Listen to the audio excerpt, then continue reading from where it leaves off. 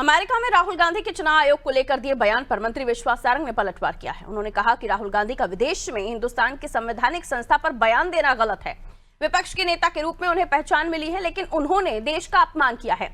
National Herald मामले में खड़गे के बयान पर कहा कि नेहरू परिवार में पैदा होने से क्या भ्रष्टाचार करने का सर्टिफिकेट मिल गया है। नेशनल हेराल्ड का सच जनता के सामने है। गुना मामले में दिग्विजय सिंह के ट्वीट पर उन्होंने कहा, दिग्विजय सिंह भारत में पाकिस्तान की भाषा ना बोलें। तुष्टीकरण की राजनीति करना, सनातन विरोधी मानसिकता के साथ जीवन जीना दिग्विजय सिंह की आदत है। आश्चर्य होता है कि राहुल गांधी जी मैच्योर कब होंगे। अंतर्राष्ट्रीय स्तर पर हिंदुस्तान का मान और सम्मान गिराने का उन्होंने लगातार प्रयास किया है। अब अमेरिका में जाकर फिर एक बार हिंदुस्तान की संवैधानिक व्यवस्था और संवैधानिक एजेंसी को बदनाम करने का काम देशद्रोह की श्रेणी में आता है।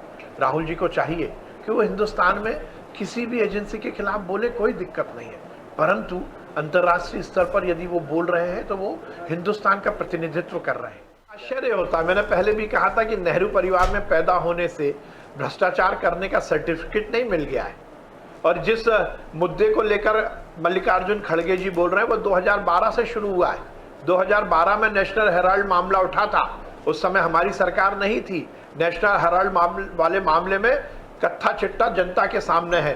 करोड़ों अरबों रुपए की प्रॉपर्टी कांग्रेस ने नेहरू परिवार के ऐशो आराम के लिए पीछे के रास्ते से हड़पने का काम किया है।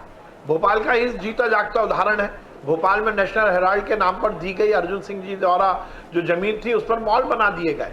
करोड़ों रुपए का भ्रष्टाचार हुआ है। अब भ्रष्टाचार होगा और एजेंसी काम ना करे या आपके खिलाफ कार्रवाई ना करे, ये निश्चित रूप से केवल गैर कानूनी बात करने की बात है। मियां दिग्गी कह रहे हैं कि मस्जिद के सामने से हिंदुओं के जुलूस ना निकलने दिए जाएं।